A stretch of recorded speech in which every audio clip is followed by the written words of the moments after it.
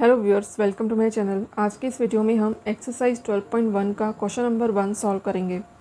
Question is find the common factors of the given terms. इस question में हमें कुछ टर्म्स गिवन है, इन टर्म्स में से हमें कॉमन फैक्टर फाइंड आउट करना है। और ये क्वेश्चन सॉल्व करने से पहले हम पढ़ेंगे फैक्टर्स क्या होते हैं। फैक्टर्स की डेफिनेशन होती है, factors are those numbers which completely divide the given number. Factors ऐसे नंबर्स होते हैं जो कि किसी गिवन नंबर को कम्प्लीटली डिवाइड करते हैं। जैसे कि हमें 20 के फैक्टर्स चाहिए, तो हम 20 के फैक्टर्स कैसे निकालेंगे। 20 के फैक्टर्स ऐसे नंबर्स होंगे जो कि 20 को कम्प्लीटली डिवाइड करे, या फिर ऐसे नंबर्स जिनकी टेबल में 20 आता हो। जैसे कि सबसे पहले है 1 20 को कम्प्लीटली डिवाइड करता है और 1 सारे नंबर्स का फैक्टर होता है। इसके बाद है 2 से 20 कम्प्लीटली डिवाइड हो जाता है। और इसके बाद है 4 से डिवाइड हो जाता है। इसके बाद है 5 से भी डिवाइड हो जाता है।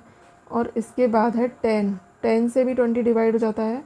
और इसके बाद लास्ट है 20 से भी 20 कम्प्लीटली डिवाइड हो जाता है। तो ये सारे नंबर्स जो है 20 को कम्प्लीटली डिवाइड करते हैं, और इन सारे नंबर्स की टेबल में 20 आता है। तो ये सारे नंबर्स 20 के फैक्टर्स हो गए। तो अब हम क्वेश्चन सॉल्व कर लेते हैं। फर्स्ट पार्ट में है 12x और 36, ये दो टर्म्स हैं। इन दोनों टर्म्स के पहले हम फैक्टर्स निकालेंगे, फिर इनमें से कॉमन फैक्टर्स निकालेंगे। तो सबसे पहले हम ले लेते हैं 12x। तो पहले हम 12 के फैक्टर्स निकालेंगे। पहले ये 2 से जाएगा, 2 6 ज़ार 12। इसके बाद फिर से 2 से जाएगा, 2 3 ज़ार 6। और इसके बाद 3 1 ज़ार 3। तो ये 12 के फैक्टर्स आ गए। तो 12x को हम लिख सकते हैं 2 मल्टीप्लाई विथ 2 मल्टीप्लाई विथ 3। और इसके बाद इसके साथ है x, तो मल्टीप्लाई विथ x। इसके बाद हम 36 के फैक्टर्स निकालेंगे। तो पहले ये 2 से जाएगा, 2 1 ज़ार 2, 2 8 ज़ार 16।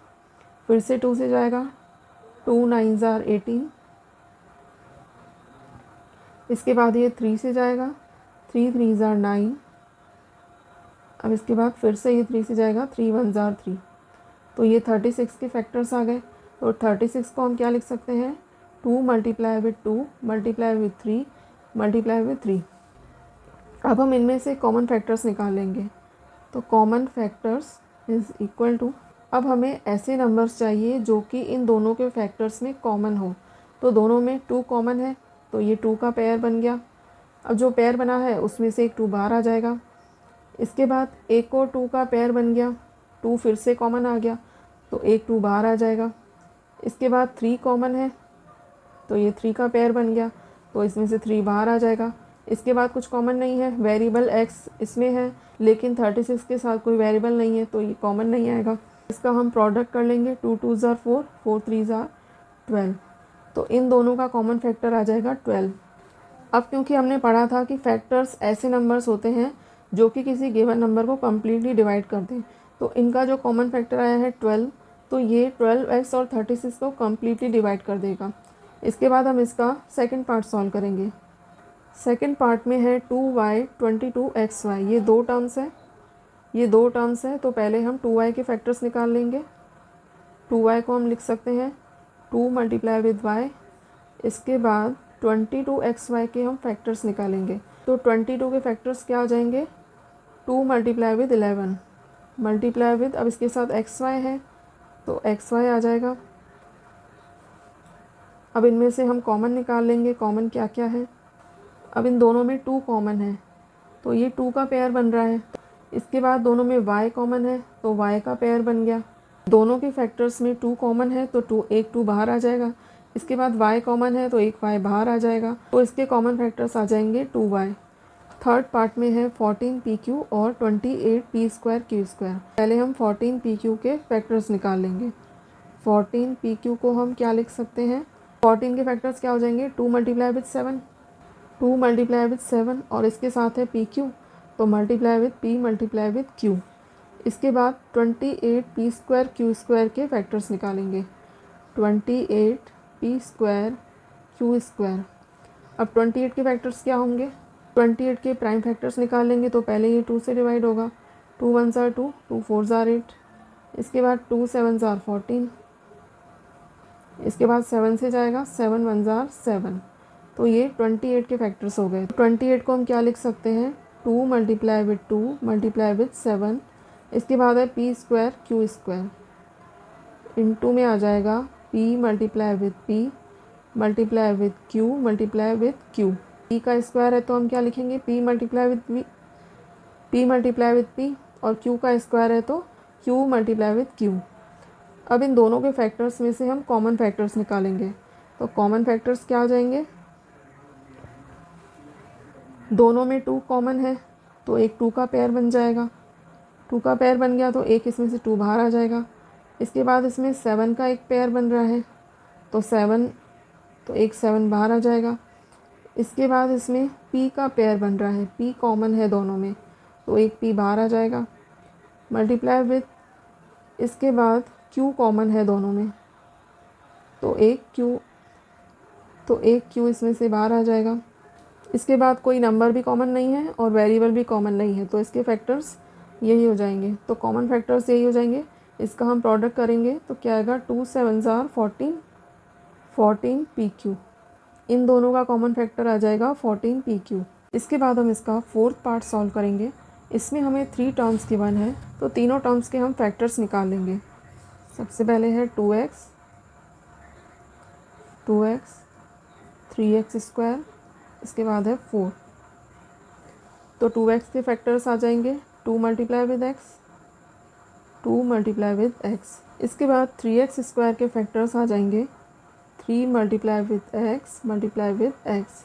इसके बाद 4 के फैक्टर्स आ जाएंगे 2 मल्टीप्लाई विद 2।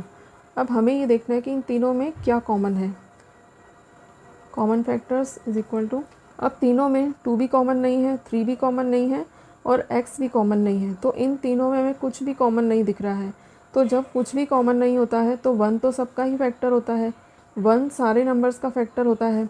तो जब कुछ भी कॉमन नहीं दिखता है तो कॉमन फैक्टर आ जाएगा 1। यही इसका आंसर होगा। इसके बाद हम इसका 5th पार्ट सॉल्व करेंगे। 5th पार्ट में भी 3 टर्म्स है। फर्स्ट है 6abc 24ab स्क्वायर और उसके बाद है 12a स्क्वायर b। तो तीनों टर्म्स के हम फैक्टर्स निकाल लेंगे।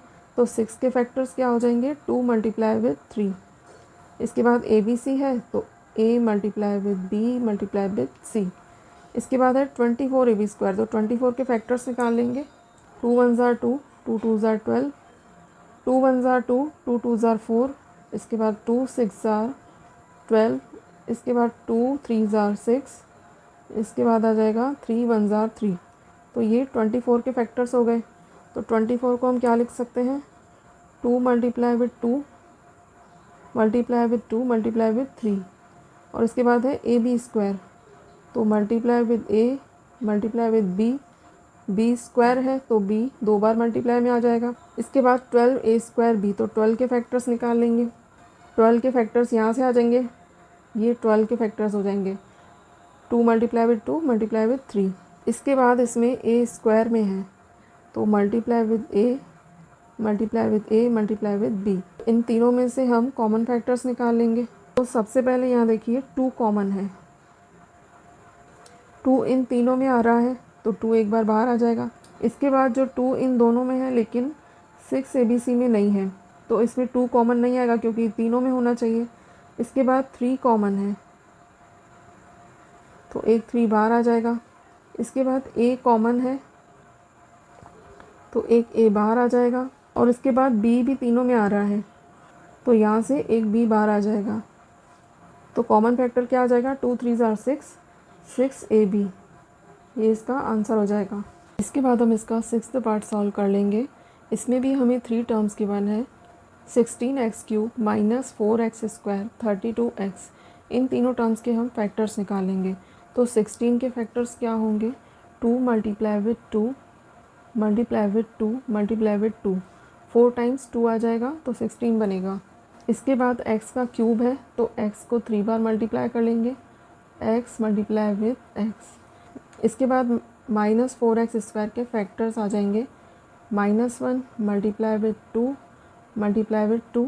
इसके बाद x का स्क्वायर है तो मल्टीप्लाई में आ जाएगा x मल्टीप्लाई विद x। इसके बाद 32 के फैक्टर्स क्या आ जाएंगे, 5 टाइम्स 2 आ जाएगा, 2 multiply with 2 into 2 into 2 into 2।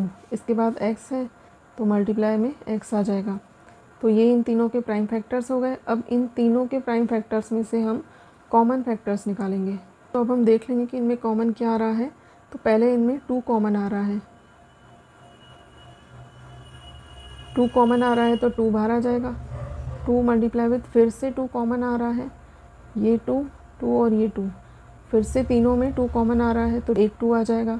इसके बाद 2 इन दोनों टर्म्स में है, लेकिन सेकंड वाली टर्म में सिर्फ 2 टाइम्स ही है तो यहाँ 2 टाइम्स आ जाएगा। इसके बाद नंबर्स में कुछ भी कॉमन नहीं है तो हम वेरिएबल्स में देख लेते हैं। इसमें इन तीनों में x आ रहा है, ये x और ये x, इन तीनों में x कॉमन आ रहा है तो यहाँ x आ जाएगा। और इसके बाद x इसमें है लेकिन थर्ड वाली टर्म में नहीं है। कॉमन फैक्टर्स आ जाएंगे 2 2 ज़ार 4, 4x, तीनों टर्म्स का कॉमन फैक्टर आ जाएगा 4x। इसके बाद हम इसका 7th पार्ट सॉल्व करेंगे, तीनों टर्म्स के फैक्टर्स निकालेंगे। तो 10 के फैक्टर्स क्या आ जाएंगे, 2 मल्टीप्लाई विथ 5। इसके बाद पी क्यू है तो multiply with p multiply with q। इसके बाद 20 के फैक्टर्स क्या आ जाएंगे, 2 मल्टीप्लाई विथ 2 मल्टीप्लाई विथ 5। इसके बाद क्यू आर है, multiply with Q multiply with R. इसके बाद 30 के फैक्टर्स क्या आ जाएंगे, 2 इंटू 3 इंटू 5। इसके बाद इंटू में आ जाएगा R P, R into P. अब तीनों के प्राइम फैक्टर्स आ गए। अब कॉमन फैक्टर निकालेंगे। तीनों में हम देखेंगे कि कॉमन क्या है। सबसे पहले 2 तीनों में कॉमन है तो 2 बाहर आ जाएगा। इसके बाद 5 तीनों में कॉमन है तो 5 आ जाएगा। अब इसके बाद नंबर्स में कुछ और कॉमन नहीं है। अब वेरिएबल देखेंगे। अब इसमें p फर्स्ट वाली टर्म में है, थर्ड वाली टर्म में, लेकिन सेकंड वाली टर्म में नहीं है तो तीनों में आना चाहिए। तो p कॉमन नहीं है। इसके बाद q फर्स्ट और सेकंड में है लेकिन थर्ड वाली में नहीं है तो q भी कॉमन नहीं है। और इसके बाद r इसमें है लेकिन इसमें नहीं है तो r भी कॉमन नहीं है। तो इसका मतलब वेरिएबल्स में कुछ भी कॉमन नहीं है। तो कॉमन फैक्टर क्या आ जाएगा, 2 5 ज़ार 10। तो ये इसका आंसर हो जाएगा। इसके बाद हम इसका लास्ट वाला पार्ट सॉल्व कर लेंगे।